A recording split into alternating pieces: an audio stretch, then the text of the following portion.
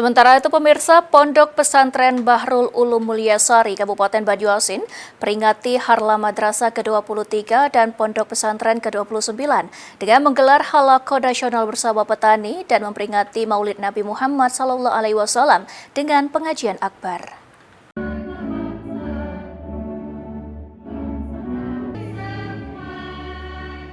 Ribuan masyarakat Kecamatan Tanjung Lago, Kabupaten Banyuasin sejak sore hingga malam hari memadati Geraha Ponpes Bahrul Ulum Desa Mulyasari untuk mengikuti kegiatan halaqah nasional bersama petani serta pengajian akbar bersama Nahdlatul Ulama.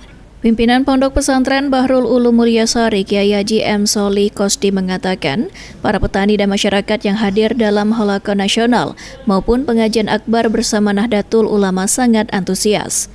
Sholih Qosdi juga mengatakan Pondok Pesantren Bahrul Ulum akan terus berkomitmen agar dapat bermanfaat dan menjadi keberkahan bagi masyarakat, terutama pada petani. Terima kasih banyak kepada seluruh masyarakat, dan acara ini memang kita rumuskan, kita buat semata-mata kami ikhtiar bagaimana keberadaan Pondok Pesantren ini bisa manfaat, bisa berkah ke masyarakat luas, khususnya masyarakat yang ada di lingkungan Pesantren Bahrul Ulum ini. Tentunya lebih fokus pada petani karena agenda kita ini adalah tentang petani penolong negeri.